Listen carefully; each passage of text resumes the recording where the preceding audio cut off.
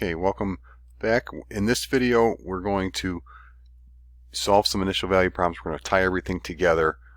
In the first few videos we mainly focused on finding the eigenvalues and eigenvectors. We have to be good at that process. Remember, we're talking about linear systems here, and we're converting them over to matrix format, so 2 by 2 linear systems. We're expressing that as one single vector equation, and on the right hand side of our vector equation we have the simplest type of vector field, where it is the vector field capital F. Alright, is a general way to write that. It's a linear vector field which we can express as a 2 by 2 matrix times the unknown vector. Okay, and we're going to solve a couple initial value problems in this video, and we're going to use the results we had from two of the previous videos and 2 of those systems. But let's just get the overview and remind everyone that if we can find 2 distinct eigenvalues and then their corresponding non-zero eigenvectors, we can build the general solution. The steps are these. Find the eigenvalues and then the associated non-zero eigenvectors for the matrix A. Again, that matrix A of coefficients, remember, is the matrix you get by putting the coefficients of x and y in the first row and the coefficients of x and y in the second equation in the second row for our system. We've got to be able to convert back and forth from the system notation to the matrix notation. Alright, and we have uses for both of those. So the first step, find the eigenvalues and the associated eigenvectors. If you have 2 distinct ones, let's call them lambda 1 and lambda 2. Write down the eigenvalues and their associated non-zero eigenvectors, and then, assuming that we have distinct eigenvalues, it turns out we will get independent eigenvectors, and we can build the general solution by taking a linear combination of those 2 solutions. Alright, now moreover, we know what exactly these solutions look like. We're trying to build this up looking at this geometrically by finding straight line solutions. That led us to the notion of eigenvalue and eigenvector. So we know a little bit more about what these solutions y1 and y2 look like. Turns out, right, that y sub 1 is really e to the lambda t, it's that scalar function, times the eigenvector v1. Okay, and y2 is e to the lambda 2t power times that corresponding eigenvector, that constant vector v2. So that's the way our solution is going to look. That's the way we can build a general solution for linear systems. Again, this assumes we have distinct real eigenvalues. We're going to look at other possibilities in later sections, but that's our focus right now.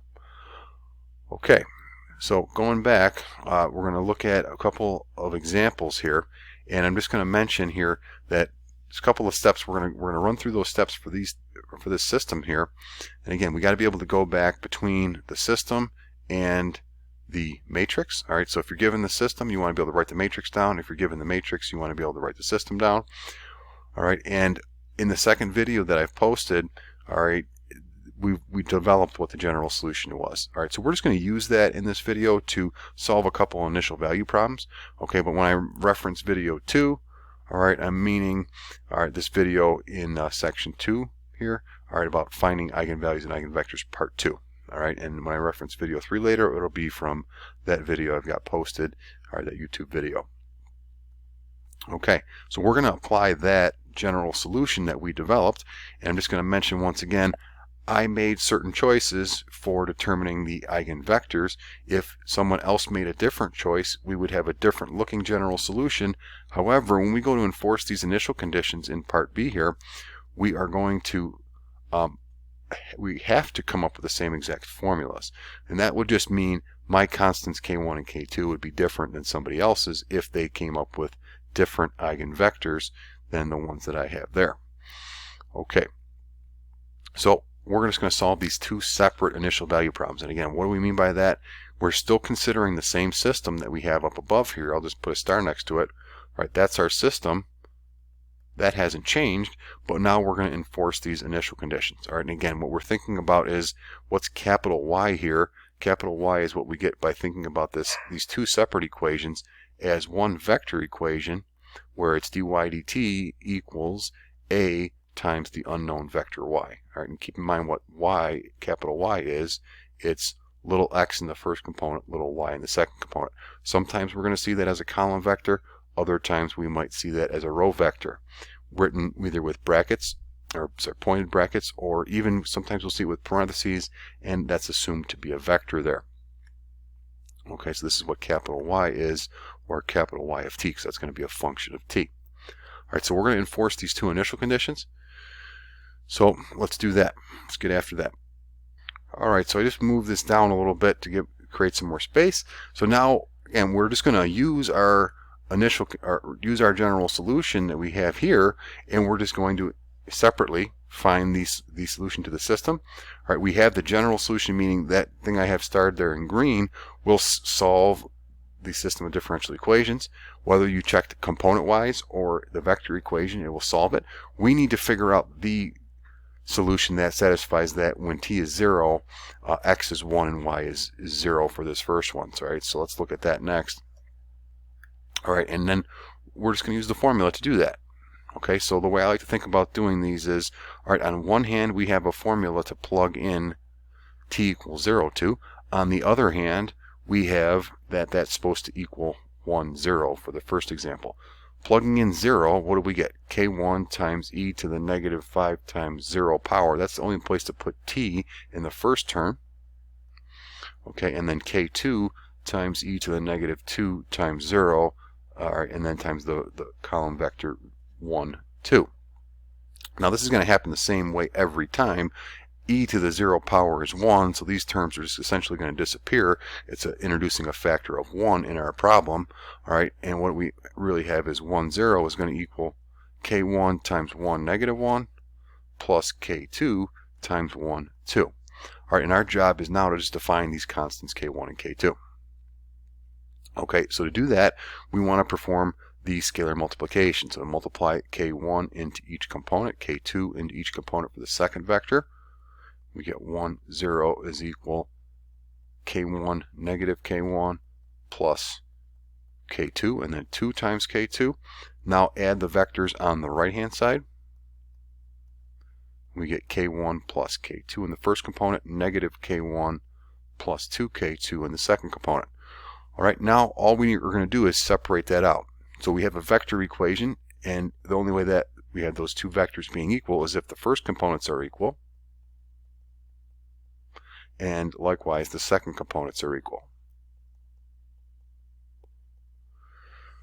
All right, and we can solve this a couple of different ways. All right, we could actually add the equations together right now to find k1 and k2, or we could use substitution. Solving the second equation for k1 by adding k1 to both sides, we'll get that k1 is equal to 2 times k2. All right, and then take that and substitute into the first equation. So then rewriting the first equation, that's going to become 1 will equal k1 plus k2. Well, k1 we just figured out was 2 times k2. All right, and then combining like terms over here, all right, we get 1 is equal to 3k2. So dividing by 3, we find that k2 comes out to 1/3. All right, now that we know what k2 is equal to, we can simply use the relationship we have from up above, that k1 is twice k2. Substitute that in there. We get 2 times 1/3, so k1 comes out to 2/3. Okay, put in 2 over 1, multiplying our fractions, we get 2/3. There we go. We've got our two constants. All right, so now let's go back and put those in to our general solution. All right, so remember what that was. Now we're going to put in k1 and k2 as 2/3 times what? It was, if you scroll back up, or if you rewind, it was times e to the negative 5t, and then times 1, negative 1. All right, I'll just scroll back up briefly. Looking at our general solution, right? And then when we put in k2 as 1/3, it's going to be 1/3 times e to the negative 2t times 1, 2.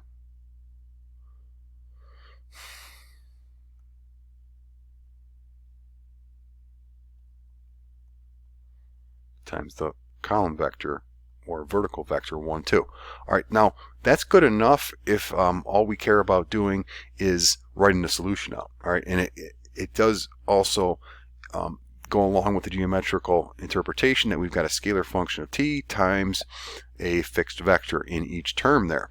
Now if you want to plot that though as the individual component functions, little x of t and little y of t, or if we want to plot that in the phase plane using the plot command as a parametric curve in Maple or in Desmos, then what we would need to do is actually combine these together. So this is okay to leave the solution like this, or another way to write this, all right, is by distributing those scalar functions inside those vectors. So multiplying each component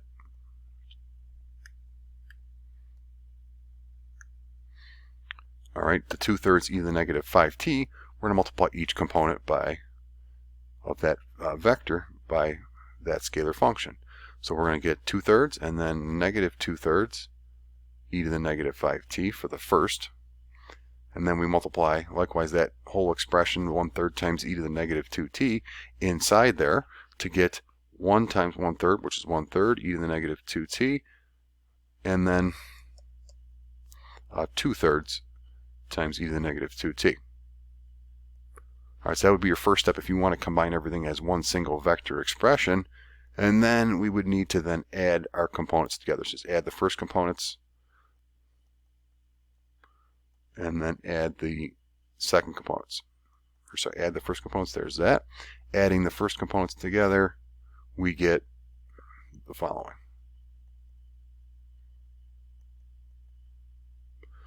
Okay, and I'll leave it for you to check. We wrote the general solution down in a prior video, but this one will also satisfy the initial condition that y of 0. So if I plug in 0, we're going to get 1, 0.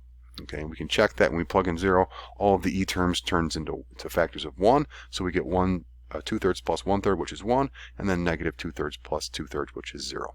Okay, so that checks out. All right, now for this video, let's also solve the second initial value problem. And I'm just going to copy that down here. So the second problem that we were going to then enforce, or a set of initial conditions, was that y of 0 was 2, 1. And again, you might see that as a row vector or a column vector. We're going to prefer to use it as the column vector because we know what the general solution is, and we have that written in terms of column vectors. All right, so let's just real quick write back down the general solution.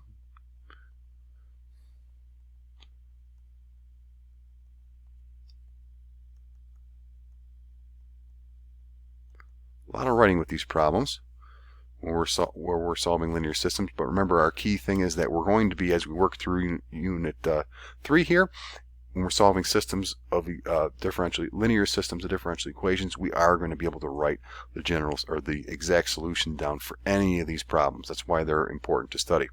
Okay, so for this, similar to the last part, we're going to plug in 0. And we've got, I like to put a double equal sign, 1 on each side. On one hand, we know from what we're given that that's supposed to equal to 1. On the other hand, we could plug 0 into our general solution and just write down k1 times, again, e to the 0 power is 1, so I'm not even going to write that factor of 1 there, plus k2 times, again, e to the 0 is 1, and then times 1, the column vector 1, 2. And then we're just going to set the left side equal to the right-hand side and find k1 and k2. All right, I'm just going to do this in one shot here. So we're going to multiply k1 into the first vector, k2 into the second vector, and add. Adding our first components, we're going to get k1 plus k2. Adding our seconds, we're going to get negative k1 plus 2k2. All right, now set first components equal, second components equal. We get 2 is equal to k1 plus k2. 1 will equal negative k1 plus 2k2. Okay, I'm going to do a little different solution method for this system, and this is how it's going to go for a lot of problems in this unit, or in this chapter of our study, is that you're going to end up, when you're forcing initial conditions, you're going to end up solving a linear system of 2 equations, 2 unknowns, to find your constants there. All right, for this one, I'm going to use the addition method. We can see that the k1 terms will cancel if we just add the 2 equations together. So adding them up, we get 3 on the left. The k1 terms add up to 0, and then we get 3k2 on the right. Dividing by 3, we get k2 is just equal to 1. All right, then plug that into either one of those equations. I'm going to plug it into the first one. 2 is equal to k1 plus k2. All right, now there's nothing to multiply by, we just plug in 1 there. subtracting 1 from both sides, we would then get that k1 is also equal to 1. Okay, great. So what's our solution to this initial value problem? So the system is not changed. The system of differential equations is unchanged. We get a different formula now. This time we get k1, which is 1 times e to the negative 5t times the vector 1, negative 1, and then 1 times e to the negative 2t times the vector 1, 2. Okay, and once again, we can leave it like that. That's perfectly acceptable. All right. But if we want to actually do a little more with it, if we want to plot that in Maple or some other computer algebra system, then we were going to want to write this as a parametric curve, right? A vector valued function whose graph is a parametric curve. So we would get, multiplying the e to the negative 5t to the first vector and e to the negative 2t to the second vector, e to the negative 5t plus e to the negative 2t. And then we would get negative e to the negative 5t plus 2 e to the negative 2t. All right, and I'm just going to make a quick comment on this. The end behavior as t approaches infinity, we're going to look at the graph in Maple of this system, or we'll look at the direction field in Maple, the corresponding straight line solutions, and then these two solutions that we just found. All right, but let's just make note of what happens here. What is the limit as t approaches infinity of this vector valued function? Well, all of these, that would be the same then as well, I'm not going to write that back out. We have it right up above. But what's going to happen to each one of these, I'll just say it, for one of them, this is exponential decay, e to the negative 2t. So that's going to approach 0 as t approaches infinity. Same for every single term. So what are we going to end up getting? We're going to end up getting the 0 vector. Right? So as t goes to infinity, these solutions are going to be approaching the origin, approaching the 0 vector. Alright, so that's going to be it for this video besides us taking a look at the graphs in Maple. So let's go over and take a look at that now. Okay, so the first thing I've done here, again, we've used the plot as we've done in our previous work to plot the direction field. And then I put the two straight line solutions on there to start with. Alright, so those were this list of initial conditions. We have a list. Inside of there we got an ordered triple.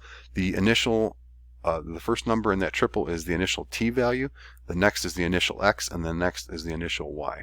So why do I have 1, negative 1, and then 1, 2?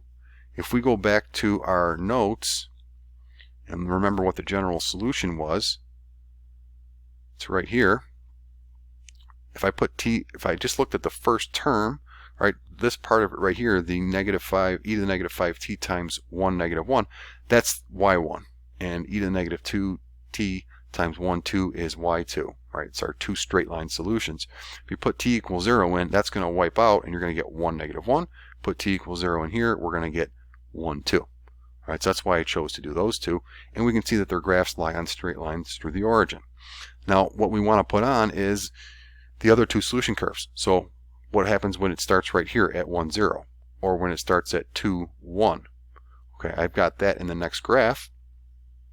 And we can see those graphs don't turn out to lie on straight lines. So when you take a linear combination of two straight line solutions, those graphs in the phase plane will not typically lie on straight lines. All right, that's it for this video. The next one, we're going to do another example.